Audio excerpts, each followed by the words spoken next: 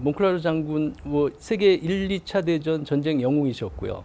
나치가 프랑스를 점령했을 때 그 드골 그 진영을 프랑스에서는 자유 프랑스라고 하는데 그 자유 프랑스 진영에 처음으로 가담한 군부 리더가 몽클라르 장군이었습니다. 예. 그래서 이 자유에 대한 확고한 신념이 있었던 분이고요. 모든 종류의 그 전체주의, 권위주의에 맞섰던 분이고, 그러한 차원에서 이제 1950년에 그 사실은 장군, 이미 사성 장군이었기 때문에 사실은 이제 거의 퇴역해야 되는 분인데도 불구하고 한국 전쟁이 일어나면서 그 참전을 결정한 장군입니다. 그 심지어 그 자기 계급을 그 중령으로 강등시켜서 스스로 강등시켜서 한국 전쟁에 그 참전을 결정한 인물이고, 뭐 프랑스에서 위대한 전쟁 영웅 중에 한 명이죠.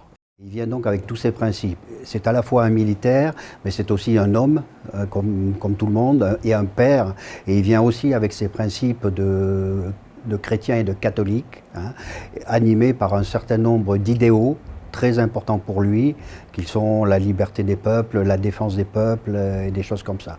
Donc il faut pas masquer cette dimension humaine derrière le héros et le soldat. Le bataillon français fait 3 ans de guerre de Corée, participe à 14 combats principaux très haute intensité. Il n'y a pas un seul échec, ce qui, dans une histoire militaire, est absolument inédit et exceptionnel. Et ça pose la question, pourquoi un tel taux de réussite? Et la première explication nous ramène au chef, le général Monclar. Comme vous le savez, le général Monclar avait 4 étoiles avant de venir en Corée, mais en Corée, il avait changé ça pour être commandant d'un bataillon à Jungnyeong.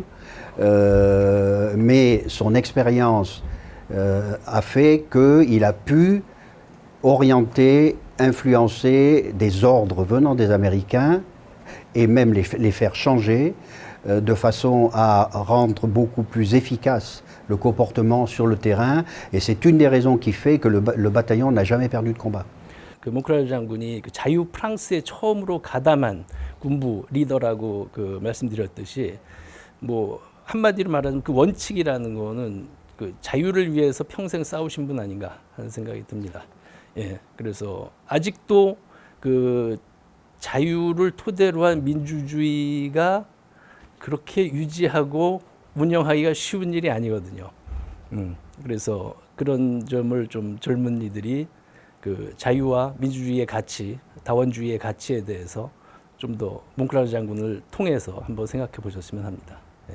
뜻이 140주년이라고 해서 그게 그 너무 숫자에 그 착시 현상이 있는데요. 사실은 140년 역사가 아닙니다. 그래서 저는 이제 한국 프랑스의 관계를 통해서 우리 한국인들과 이 서양 문화가 어떻게 교류하게 되는지 그 깊은 역사 속으로 좀 들어갔으면 하는 바람이 있어요.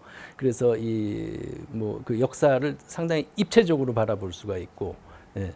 뭐 실제로 하나의 사례만 뭐 말씀드리자면 1140주년이라는 게 1886년에 그 한불 수교가 맺은 것을 말하는데, 그 한불 수교는 사실은 그 오랜 그 카톨릭 박해 사건들이 있었고, 조선 후기에 그 박해가 끝나는 수교예요. 어떻게 보면은. 예. 그리고 어떻게 보면 우리 조선 시대에 공식적으로 이 종교의 자유, 그러니까 사상의 자유가 시작된 수교라고 볼 수가 있습니다. 예. 왜 그러면 그 수교 내용에 이제 선교를 할 수 있다라는 조약이 그 내용이 들어 있었거든요. 그래서 다원주의로 본격적으로 열리게 된 전환점이 되는 시기예요. 예, 그래서 물론 뭐 제가 정말 더 중요하게 생각하는 것은 그 수교 자체도 중요하지만 그 이전 역사까지도 좀 거슬러 올라가서 어떻게 우리 이 한국이라는 사회가 이런 모습으로 변모해 왔는지 그 깊은 역사성을 좀 고찰하기 시작한다면 매우 넓은 계속 열리는 그 지평을 마주치게 될 것입니다. 예. C'est aussi important parce que la situation guerre de Corée, a repris, hélas, une actualité dramatique avec ce qui se passe dans le monde et en Europe aujourd'hui. Et donc avec les lycées français, qui sont dans notre réseau, ils s'intéressent à ce qui s'est passé en Corée à cause de cette actualité, à cause de la guerre en Ukraine et à cause par exemple de ce qui pourrait se passer en Ukraine lorsque la situation, les combats s'arrêteront. On peut se retrouver dans un scénario où une frontière comme la DMZ apparaisse aussi en Europe.